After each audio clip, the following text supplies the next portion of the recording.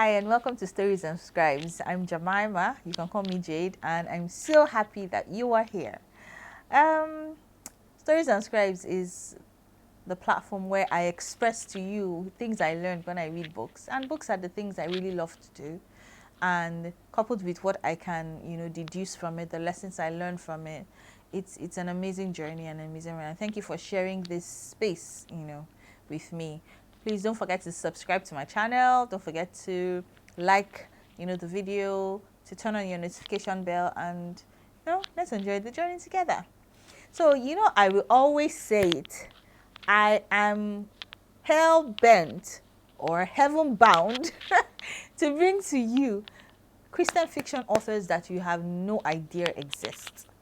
That is like my goal. That is like my, that kind of my target, my focus, my mission. Yeah, that's my mission for you, to explore the vast riches of Christian fiction. So today, this book, it's when I start, I just hope I'll be able to contain myself in reading it. But I will say that of all the stories I've read concerning Queen Esther or that era, this is one of the books that I never thought, I never anticipated, I never saw coming. And it was something that just gave me a different perspective to how God can orchestrate your life because of people. Oh, it's amazing. So I'm reading the author. The author is Roseanna White, and is Jewel of Persia. Now, this book, we read it in our book club, Divas Reads. It's a Christian book club, with ladies, and this is what we read for the month of September. And God, it was something else. So before we go on, like we always do, let's read the synopsis. Okay, let's read the... Where am I? How can she love the King of Kings without forsaking her Lord of Lords? Persia grew up in a poor Jewish home with more siblings than luxuries. But when a chance encounter forces her to the palace of Xerxes, she becomes a concubine to the richest man in the world. She alone of all of Xerxes' wives loves the man beneath the crown. She alone of all of his wives holds the heart of the King of Kings.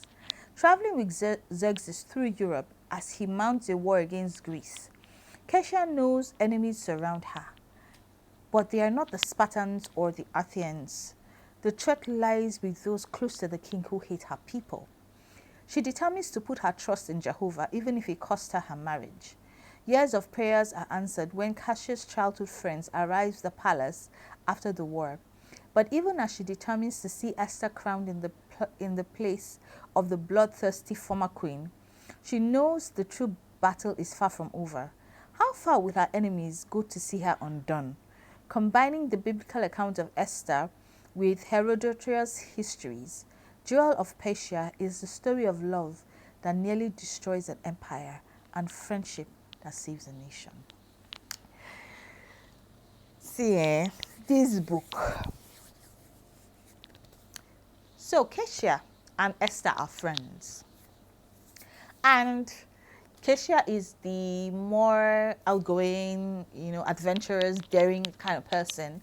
And Esther, that is Queen Esther that you know of, is a more reserved, quiet kind of girl. So, Persia and Esther went to the river, as it were.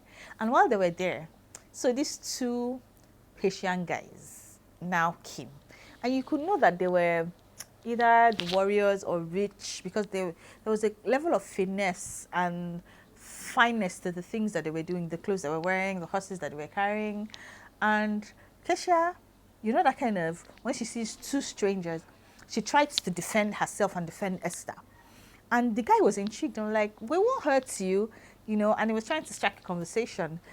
And Persia was quick to say that, see, trust me, we are good. We can go home now. We're about to go. And he was now like, let's walk you home. And she was like, no, I can take care of myself. While she was hiding Esther behind her. Unknown to her, that was King Xerxes. And because of that little exchange, Kesha kept that thing inside her heart. And when you keep thinking about something, thinking about the guy, thinking about the words he spoke, the exchange that happened. And she went, to her house. And this was like after a long time. She was even thinking, this guy, will I see him again? Because, they had the conversation where it was like, they're going to see again, they're going to meet again, and they don't know when, they don't know how. So that mystery was very, very much alive. So, meanwhile, after going back, Esther, is an orphan. Her mom and her dad died, and she was living with her uncle, Mordecai. And in the book, Mordecai had a thing for Kesia, and he loved her and wanted to marry her.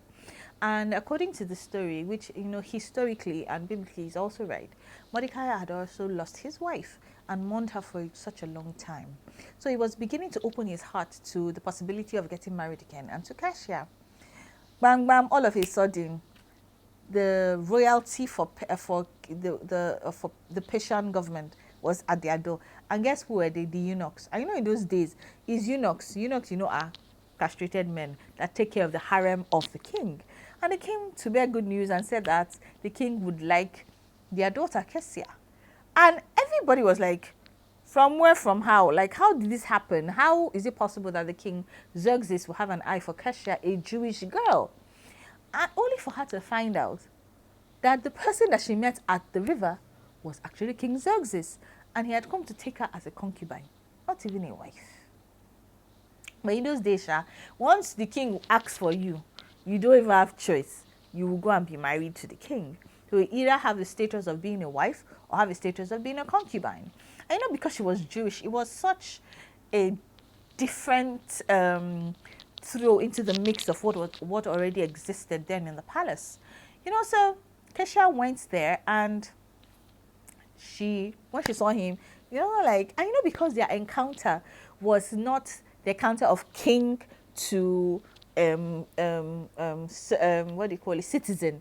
It was more like a man and a girl, and there was a visible attraction, to it. So it was good to see. So when Kesia was relating with King Xerxes, it wasn't as an obedient servant or like a devout citizen. It was like a girl who met a guy and was able to challenge him in her voice, in her opinion, in the way she saw things. And that's how Kesia related to the king. She did not relate to the king as King Xerxes, but she related to the man Xerxes. And she stole his heart. And that in those days, everybody curries for the favor of the king. But I don't know how God did it though. The love between them is palpable. Like, see, even me, I'm not lying. When I read it, I was like, Lord, this kind of love exists.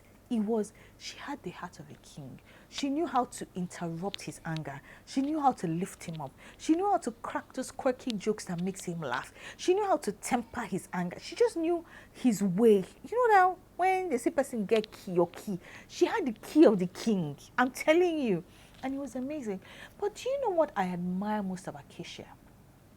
I admire the fact that she let it be known that she serves only God, Jehovah, and no one else. And for me, that was so fundamental, that she was able to stand firm in her faith. Even if it's not faith like we believe it to be now, she was able to stand firm in what she believed as a Jew, in God, in Jehovah, in the King of Kings and the Lord of Lords, above any man, even if it cost her life, even if it cost her the kingdom, even if it cost her being the favored one of the king. And that was, it was amazing. Do you know what it reminded me of? If you've read Mark of the Lion series, A Voice in the Wind, it is akin to the same thing that Hadassah did when she came into the house of Marcus. That my total devotion to God is far and above any other relationship I have with man. And that sometimes, how it is now, your Christian life, you'll be thinking that, let me just be doing jaja, let me just be doing jaja. It's not like I pray so much, it's not like I do this. But when you are put in a situation where everything about you and your faith is challenged, you rise up to the occasion. That was Kesia. She led the value of prayer. And from that day she entered, when she knew that, I had enemies in this camp, she had to pray. So when she first got into the palace, she had a week to prepare. Remember, in Queen Esther's time, Queen Esther had a year. King Kesia had a week to prepare. and she found favor. See, when she first entered, you know one thing I admired her? When the eunuch was teaching her, she was not proud and pompous, and she was saying, because I'm favored of the king, blah, blah, blah, blah. No, she asked the eunuch, what would the king like? She sought wisdom. That was wisdom. For someone that was attending to people that would please the king, wouldn't you think that he will know how and what she could do to make sure that the king found favor with her? For me, that was wisdom. And see, there's something that humility does.